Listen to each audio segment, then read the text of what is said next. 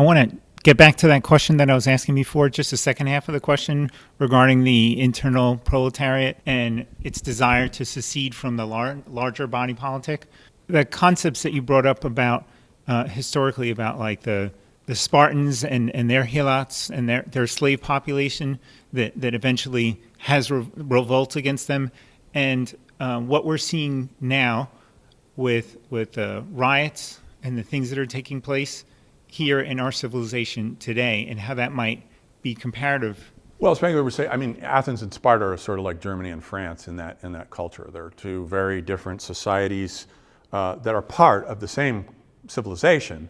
They just have two different mentalities. The Spartans have a very militaristic, anti-artistic mentality. The Athenians, art is everything, metaphysics is everything. So the two totally different temperaments, but still nonetheless part of the same macro civilization.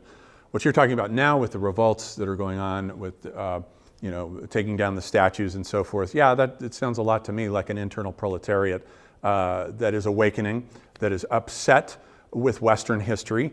It's almost like the equivalent of a Western autoimmune disorder, and I think it's bad news for, this is going on with the left right now, destroying our statues, destroying our iconology, destroying our connection with the past, and what I term the maximal stress events that brought these icons into being. It has nothing to do with whether Thomas Jefferson, was having sex with his slaves and fathering children on them. Of course, nobody likes that, but that has nothing to do with the issue of Thomas Jefferson as an American icon, who's one of the founders of the American vision. You can't just blink that out of existence. If you do that, you're in trouble. Theodosius the Great is a classic example at the end of the 4th century, about 390 AD, where he is the first emperor to make Christianity illegal, and he goes on a campaign of destroying all classical culture forms. He makes the Olympics illegal, shuts down the Temple of the Vestal Virgins, goes around destroying every pagan form after the next that is a threat to Christianity. So it's a period of deconstruction and a destruction of all the icons that were prior to Christianity. This is in 390 AD. The barbarians then come in 411 AD. That cannot be an accident. This is an individual who has compromised the Western immune system. It's a metaphysical immune system. It's touched with its maximal stress events that have brought these icons into being. Once they are eliminated, now you've got a very weak immune system that is prey to conquest by an external proletariat, who then do indeed come in. The German barbarians come right in. People are even welcoming them. Open arms. So it's very important to retain your foundational icons.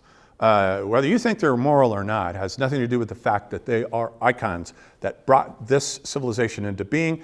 In our case, the American half of Western civilization, with the maximal stress events that is associated with the war for independence. That stress event brought these icons into being. They represent that maximal stress event. Morality has nothing to do with it. Once we lose touch with that, then you lose your sense of identity. It weakens your immune system, and now you are prey. Societies are like organisms. They're like animals. Let's get the weak one in the pack, the one who's older and can't run as fast as the other ones. Let's eat that guy up. Civilizations do the same thing to each other. They sense weakness and they move right in.